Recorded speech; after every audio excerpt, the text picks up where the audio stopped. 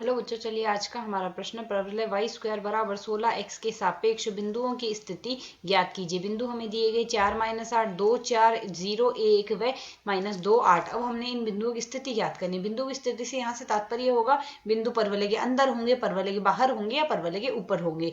तो यहाँ से यदि हम देखें इस प्रश्न को करने हेतु हमारे पास यहाँ से हमारी मुख्य अवधारणा कार्य करेगी।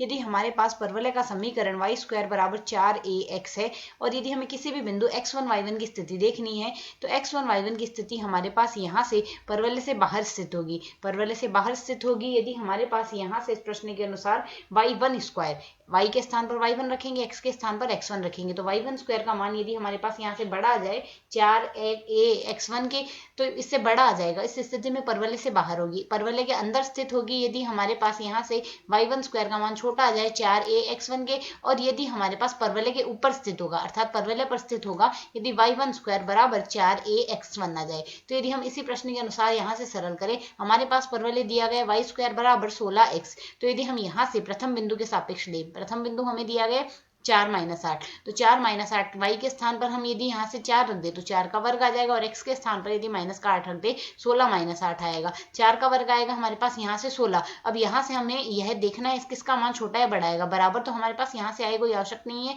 16 गुणा -8 माइनस का 32 होगा। अब हम जानते हैं यहाँ से y1 स्क्वायर का मान हमारे पास बड़ा आ रहा है यहाँ से 16x से। तो इस स्थिति में हमारे पास यह बिंदु कहाँ स्थित होगा 4 - 8, यह हमारे पास प्रथम स्थिति को संतुष्ट कर रहा है अर्थात यह परवलय से बाहर स्थित होगा। अब यदि हम दोबारा अगली समीकरण देखें, अगली समीकरण में हमें दिया गया है 2 4 और परवलय का समीकरण हमारे पास यहाँ से क्या है, एक बार परवलय का समीकरण और देखते हैं। यह है y स्क्वायर बराबर 16x। परवलय का समीकरण है y स्क्वायर बराबर 16x।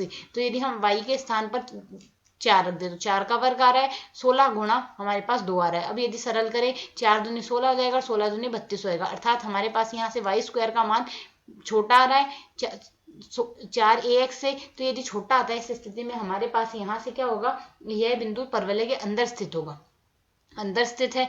और अब यदि अगली स्थिति देखें तो अगली स्थिति में हमारे पास यहाँ से बिंदु क्या लिया गया है, अगली स्थिति में हमारे पास यहाँ से बिंदु है 0 1 और उससे अगली स्थिति में -2 8 है। तो 0 1 के लिए यदि हम यहाँ से देखें, तीसरी स्थिति में हमें यहाँ से दिया गया है, यह दूसरी स्थिति के लिए है, और तीसरी स्थिति में है हमारे पास यहाँ से 0 1। अब यदि 0 1 के लिए देखेंगे तो वाई स्क्वायर, वाई का मान हम रखेंगे 1 का स्क्वायर, 1 का स्क्वायर और 16 गुणा हमारे पास 0 आएगा x के स्थान पर। जैसा कि हम यहाँ से देख सकते हैं 1 का मान ही बड़ा है अर्थात वाई स्क्वायर हमारे पास बड़ा आ रहा है 4ax से। तो इस स्थिति में हमारे पास यहाँ से क्या मान आएगा, यह हमारे पास बाहर स्थित होगा, तो यह हमारे पास यहाँ पर हम देख सकते हैं बाहर स्थित होगा, परवलय से बाहर स्थित है। अब यदि अगली स्थिति एक और देख लें, एक स्थिति और बाकी है, एक स्थिति और हमें देखेंगे। यहाँ पर यदि हमारे पास बिंदु -2 8 है, इस स्थिति में y स्क्वायर, y का स्क्वायर अर्थात 8 का स्क्वायर हमारे पास यहाँ से 16 गुणा -2 करेंगे, तो इस स्थिति में हमारे पास यहाँ से क्या आएगा, यह 8 का स्क्वायर आएगा 64, 16 गुणा 2 आएगा -32। तो जैसा कि हम यहाँ से देख सकते हैं